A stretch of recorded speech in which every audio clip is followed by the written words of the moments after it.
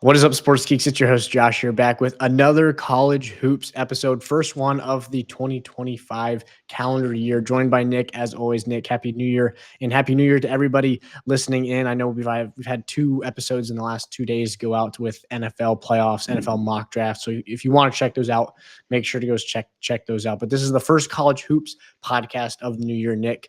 It's a pleasure chatting again here. It's been like 2.5 weeks, 3 weeks nearly since we've had a podcast here. So there hasn't been too much that's transpired in the 2 weeks, around Christmas and New Year's. But the last week has had a ton, right? This when conference play ramped up. So kind of just jumping right into it. The first team I want to talk about this, I know I just mentioned this to you. First team I want to talk about here is this Auburn Tigers team. They just, I don't want to say steamrolled. First half, they steamrolled Texas last night. Texas battled their way back, but on the road, Auburn goes and beats Texas. I just want to hear your initial thoughts on this Auburn team and how they're playing right now. Yeah, I mean, you summed it up best. On Saturday, they hosted Missouri at home and dominated. It was never close. They ended up winning that by 16. Surprisingly, Mizzou covered the spread, but it was never really a close game, never in doubt. And then you look last night, it's kind of the same way. Auburn is absolutely dominating Texas on the boards, down low, outside. They're doing whatever they want. They looked like they were back in Maui, just putting up insane threes, and they were falling. Like you would have thought, you're like, all right, this game's over. But credit to Texas. They made a really good second half push. They battled back. But in the end, Auburn was just too much. I mean, you have Janai Broom getting stuck in the corner, putting up fadeaway jumpers and drilling it, and then getting a tee. I want to say they had 2 or 3 techs in like the final 9-10 minutes of the game, which kind of helped get Texas back. But I mean, you look at this Auburn team. They have one loss on their resume. It is at Duke in a game where they battled. They were winning in the first half. Besides, Duke bringing a guy off the bench, going on an insane run, making 6 threes. I mean, how is Auburn not considered one of the best teams in the country? Yeah, I think especially after what happened in Tennessee last night, we're going to have to say that Auburn's the best team in the country. But this Florida team, I mean, we talked about them a couple of weeks ago.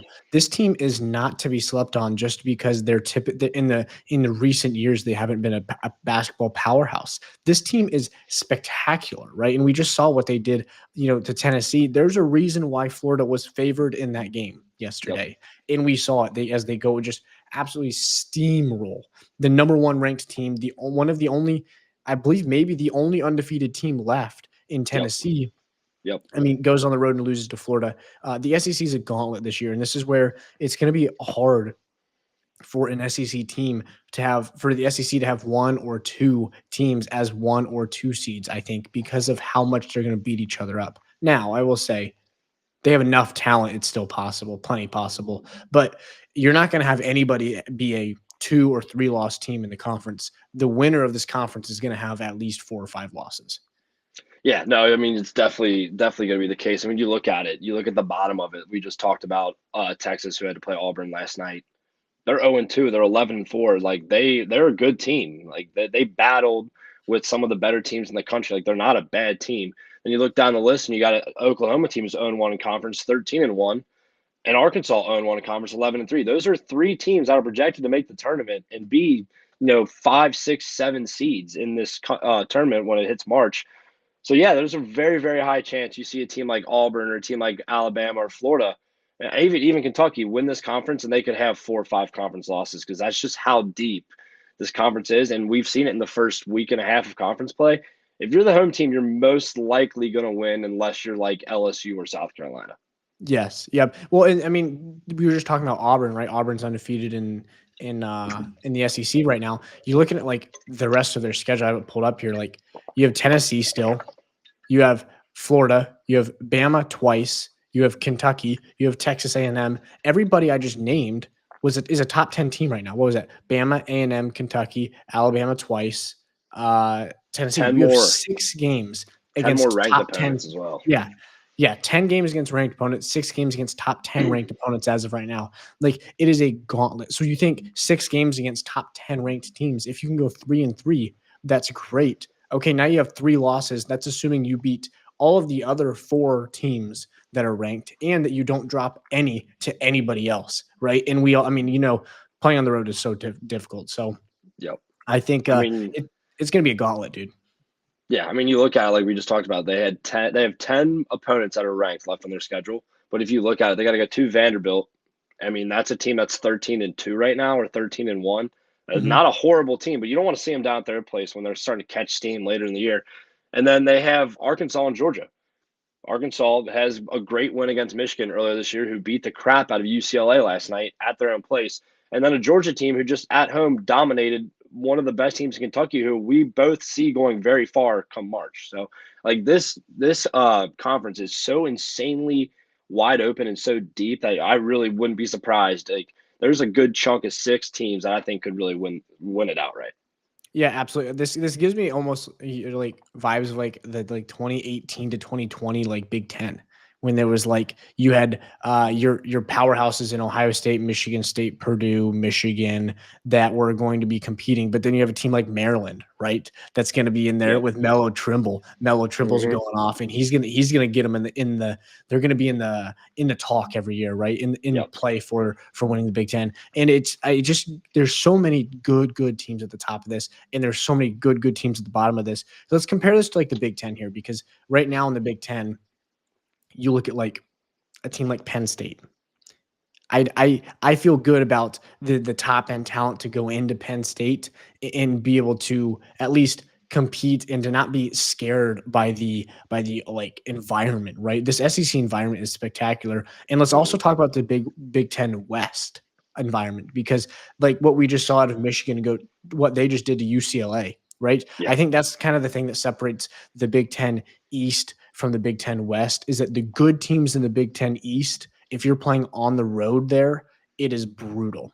The good teams in the Big Ten West, to go into UCLA and play, there's no reason UCLA should play the perform like they did yesterday and have the environment like it was yesterday. I think that's kind of the thing that sets it apart for me.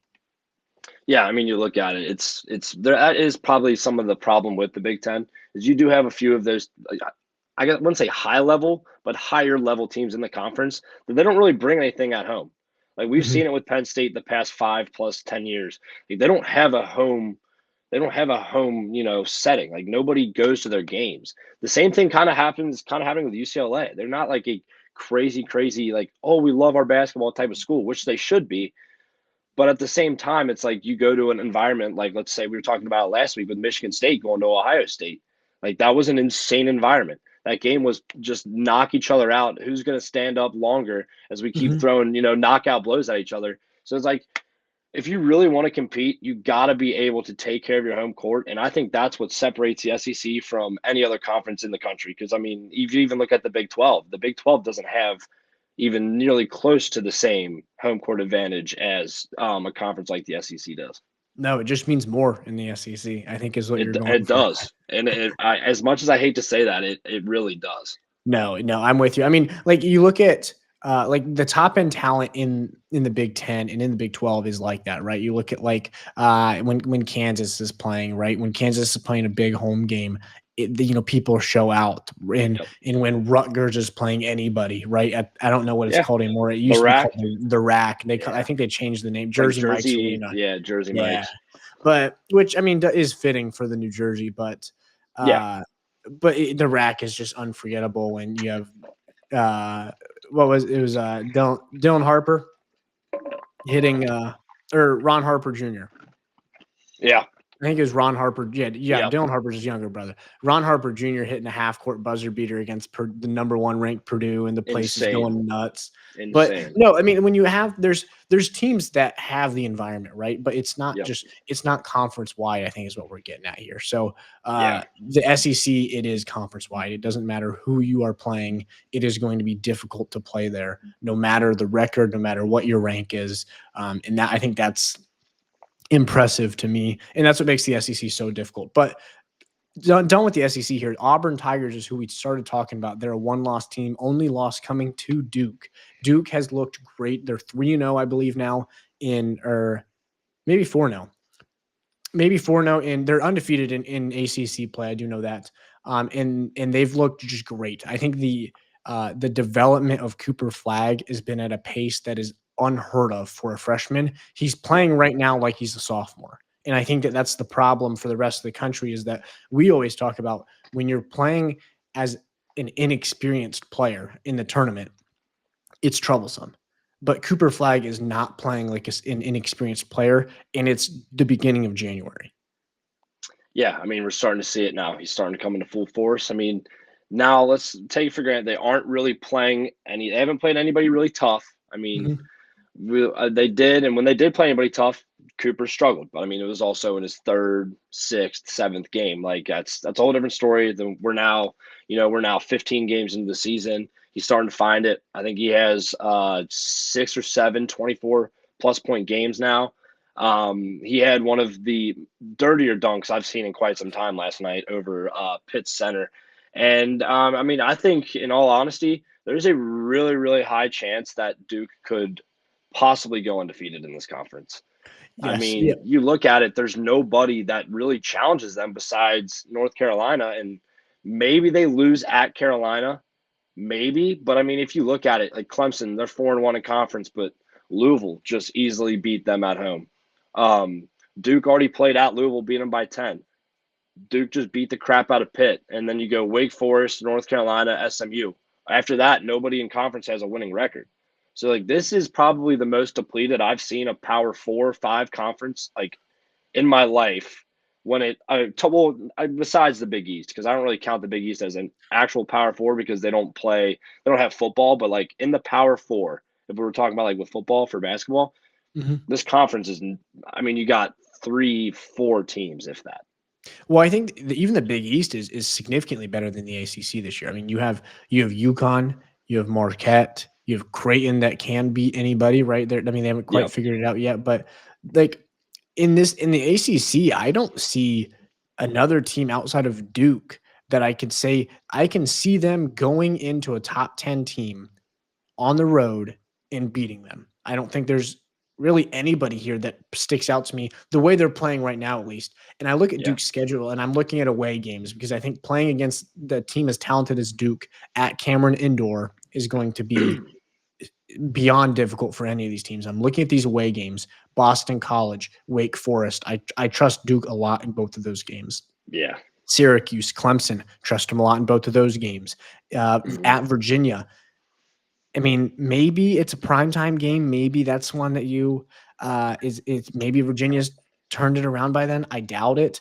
At Miami, late February, that's a game that maybe could be a good game, right? That's one maybe Miami's again got taken a couple steps forward, but then you have at North Carolina to end the year. So I completely agree with you. This Duke team, the way that they're playing right now, if they can carry that throughout the year, I could see them going undefeated in ACC play.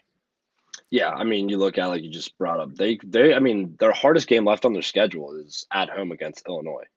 Other than that, they don't really play anybody besides Carolina. So I could see this team quite literally maybe only having 2 more losses the rest Mhm. of the year. I really could see it. Now, we also got to remember that Duke is always good to drop one random game in conference they shouldn't. They always do Mhm. it. They always do it. It's usually some random game on the road. They're wearing their black jerseys. They don't look like they want to be there. And they just go and do it. And it happens a lot. So I could see that maybe being at Wake Forest with Hunter Yep. Salas. I could see that. Maybe Efton Reed. I could see that. Maybe at Clemson, but I'm not gonna come out and say yeah they're gonna lose those because I don't the way they're playing right now it is by far top 2 top 3 team in the country and there's nothing else to it. Yeah. No, I agree, and I think that everything that we've been talking about too with this Duke team is that Tyrese Proctor's role is so large because Yep. to have he's kind of the lone experienced player on this team. If you take Tyrese Proctor off of this team, I think the drop off is enormous because having the such experience at the guard position is so valuable to a team that's full of freshmen, super super talented freshmen, but freshmen. And I Yep. think that that's one thing that Tyrese Proctor's continued to play well this year, and I think that we will continue to see him play good and probably even better. And if he continues the level of play that he's at right now, my problem is that I don't know if I see Duke missing the Final Four, and I don't know if I see a chance of that at all. Like this team is talented enough and they have so many weapons. Like yesterday, Sion James starting to hit some threes. He's starting to look really good. Con Yep. Kneppel is I think, close to turning a corner. He's figuring out the shot selection, and I think Yep. the shots are going to start to fall because he's figured out smart shots. Like, he is capable of hitting dumb shots. I think now he's eliminated those, though, because you miss them more than you make them. And now Yeah. he's starting to take smart shots. And I think that Cooper Flagg's recent success, Tyrese Proctor's increased success, is just going to help Con Kneppel even more.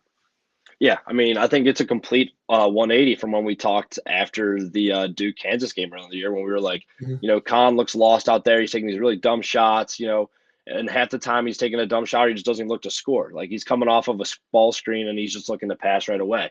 And then we go back to Cooper Flagg. We're like, well, yeah, while he's putting up a lot of points, he's taking a lot of shots and he's not shooting a good percentage. He's turning the ball over late in the games. And why are they not drawing up any plays for Tyrese Proctor late in games? It's Mhm. complete 180. It's a complete 180. Now, my only problem with Duke is that the only thing that scares me is when you look at what they did yesterday, they put up 76. 70 of those points were from their starters. Yep. Yep. Their bench only had 6 points. Mhm. And I mean, that was with Malik Brown, who played 15 minutes, having 1 point, and then Mason Gillis had 5. Like, that could become a problem. I mean, if Yeah. you become too reliant on your starters, especially come March, you got to be able to have some guys you can pull off the bench if, one of your starters isn't ready for the big moment. You got to Mhm. be able to have somebody who can come in, help right the ship for a little bit so you get the guy back in. But if your bench is only giving up or only scoring 6 points, that could become an issue.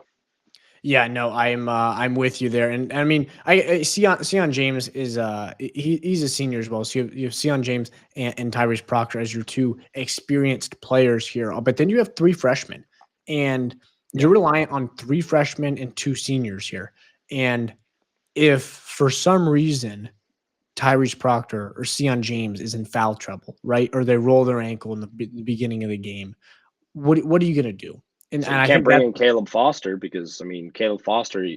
Everyone thought, oh, he's coming back. He's he's going to be a really big part of this team, and he's averaging 6 and 2 and 2.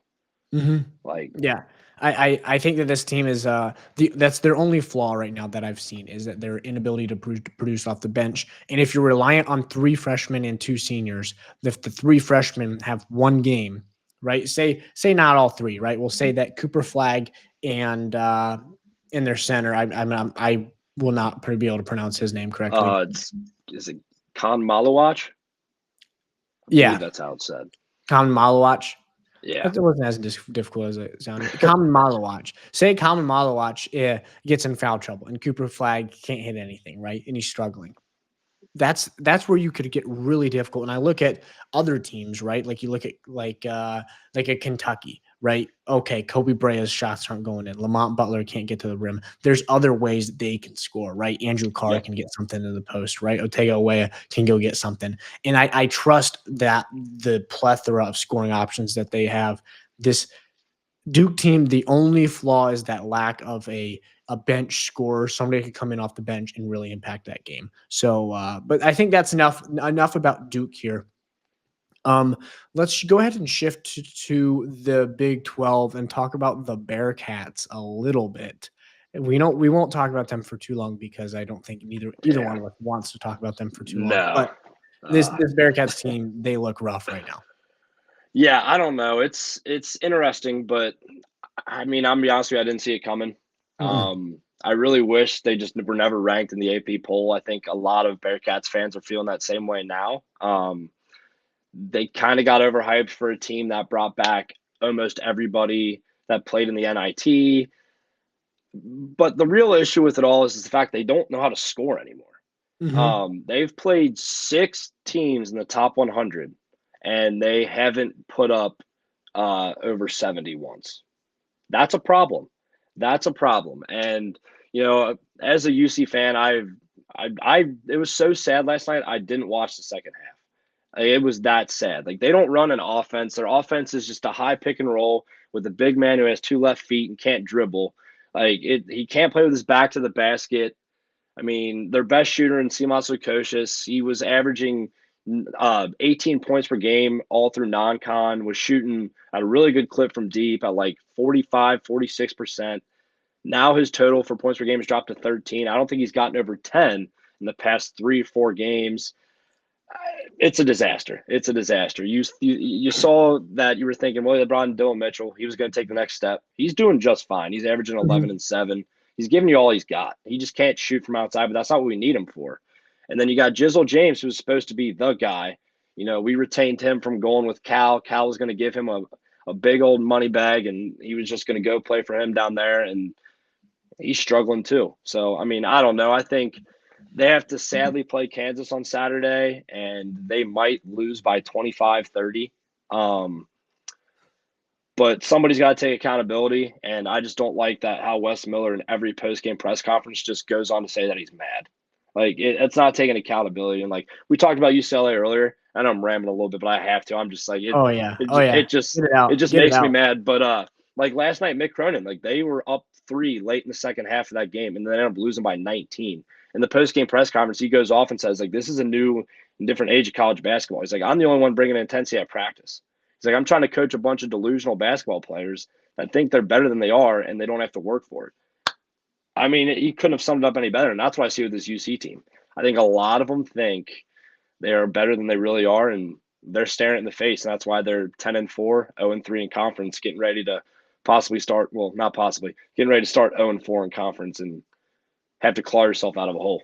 Yeah, no, I agree with nearly everything you said there. And my only the only thing I think with this Cincinnati team is we saw something similar last year, right? Is we saw a mid-season pretty much just terrible run where it's like this team Yeah. can't score, they can't shoot the three, they can't defend, they can't do anything right now. And then they figured it out, right? It took them a Yeah. month, but then they started to figure it out come February, March. They were really hot coming into the Big 12 tournament. They actually voted pretty well in the Big 12 tournament and then ended up making the NIT. So I think that this Cincinnati team, I think it just when do you turn it around, right? Yeah. Because you have a really tough end to your schedule, right? Where you have Iowa State at West Virginia, and then you have TCU, Baylor, Houston, Kansas State, and then at Oklahoma State. Yep.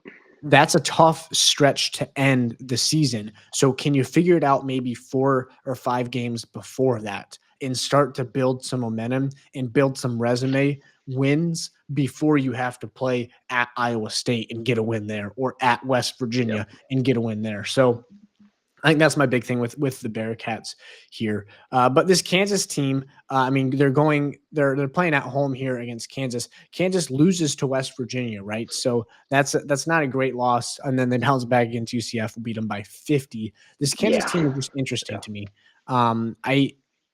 I don't know why they have 3 losses. And you lose to Creighton, okay, it's whatever. Losing to Missouri is really weird too, and losing to West Virginia is also weird to me. This team should be so much better than what they're playing like. Yeah. I mean, you look at kind of their team stats. I mean, they're averaging 80 points a game. They're getting 40 rebounds and 19 assists, and they're only giving up 64. I think their biggest problem is they bring in these transfers like Zeke Mayo and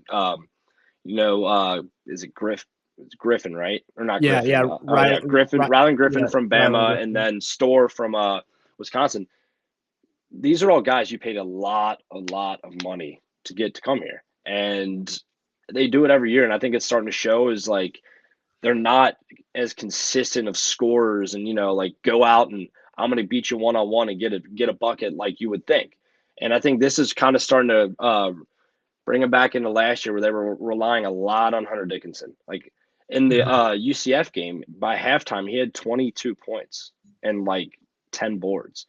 And I think that's kind of what shows with some of their losses. Like at home against West Virginia, they only put up 61. I don't think they made their first bucket till like the under 16 of the first half. And then you look at their losses to against Creighton, they put up 63. And then at Mizzou, they put up 67. So you can kind of see is like, I don't know, and I don't think it's Hunter Dickinson's fault one bit or Cage Adams. They do a fantastic job down low. I Yep. think it's to those guards that you're kind of finding in the portal that you don't have in your system for 2-3 years, like most teams do, that you have to get them integrated in your system right away and have them play your type of basketball. And I think that's probably why Kansas has 3 losses right now. And, you're looking at them like, are they going to be legit and go to the Elite Eight, Final Four, or are they going to be out round of 32? Yeah. Well, I think what this Kansas team has is they have a ton of egos, which Yep. does not bode well, right? You're talking about you paid a lot of money for these guys, right? You paid a lot of money for AJ Storr, for Rylan Griffin, right? Yeah, that's and they're expected to be treated like what they're getting paid, right? Hey, you Mhm. paid me $2 million to come here, right? And play 1 year. Dude, Yeah, I should be able to shoot the ball 13 times. And yeah, and my teammate that's only getting paid 300,000 shouldn't be sitting here giving me crap, right? mhm. That those type of attitudes cannot exist in college basketball. And when they do, your team won't win. It's that simple. And I think that's kind of what I'm seeing with this Kansas team is just kind of a lack of chemistry, and there's just too many moving pieces. Can that be fixed? Absolutely. I think Bill Self has a large task on his hand to fix that, but at 1,000,000% is fixable.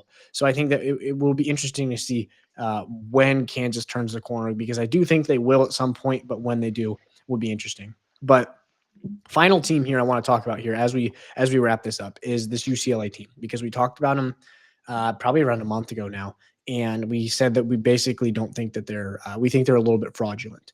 And then we also said that North Carolina was fraudulent. North Carolina goes in and beats UCLA, and it's like, okay, maybe North Carolina is not as fraudulent. But then we see UCLA lose to Nebraska, lose to Michigan. I think that what we're seeing now is it was not, a great performance out of North Carolina. What it was is I think we were really just seeing UCLA's true identity there. Yeah, I mean, I think you look at it, this UCLA team, and I think you're 100% right with that. I think they're not a bad team by any stretch of the imagination. They're a tournament team, but Mhm. are they a top 25 level tournament team? No. I think they're a team that you see anywhere from an 8 to a 10, maybe even in the first four as an 11. They just don't have enough good guard play to get them to that next level to where they're going to compete with a team like Michigan or a team like Arizona. And they don't have that type of level of guard play, because you look at who they get all their scoring from. It's from Tyler Bilodeau and Eric Daly Jr.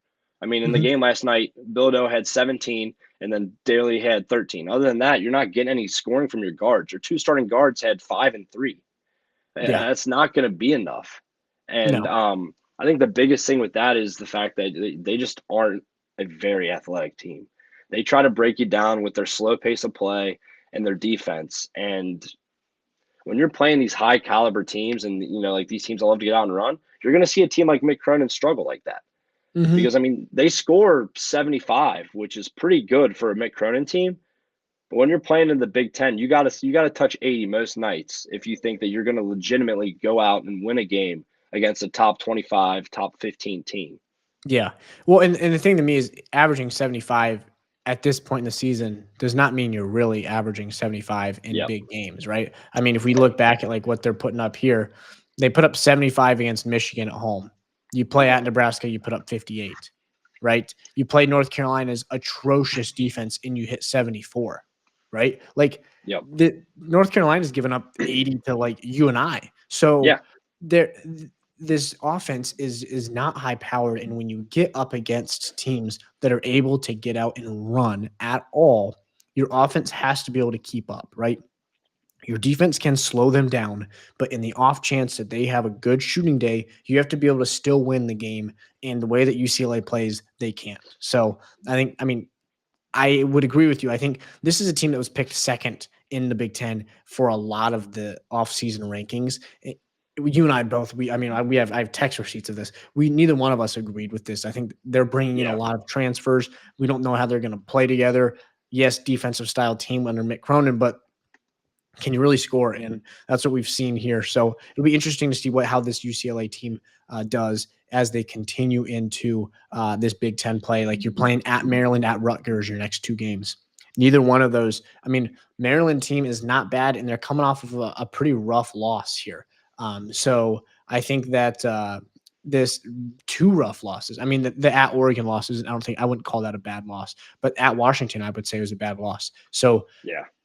Maryland's going to be playing for their lives at home. And then you have this Rutgers team who is uber talented and also kind of struggles to defend, but they're uber talented. So it's going to be really interesting as we get another week of conference play under our belt. But we'll be back here in a week with more just breakdowns of what's happening and what's going to happen. So this one was kind of a catch up. Next one will be looking a little bit more towards the future. But any closing comments here as we wrap this up here, Nick? I'll just get ready for the thick of conference play. Mm-hmm. I mean, we're getting to it. We're already in January, so you know what that means. We're getting closer and closer to March. That means go green. Closer and closer to March. Yes, the sir. favorites, they got to be the favorites to win the Big Ten now, besides Michigan. I was gonna say Michigan's got to be up there, but as much as it pains me, as my final comment here, as much as it pains me as a Michigan State fan, it is awesome to see Michigan good at basketball again because I'm gonna hate it when we have to play when we have to play them, and we have to play Vlad Golden and Wolf, and Danny Wolf. But no, look, I love the seeing them good, so I think that's just fun. But it's better when you guys are both good. Yes. But other than that, this has been the Sports Geeks podcast. They play, we talk. Thanks for watching, guys. Peace.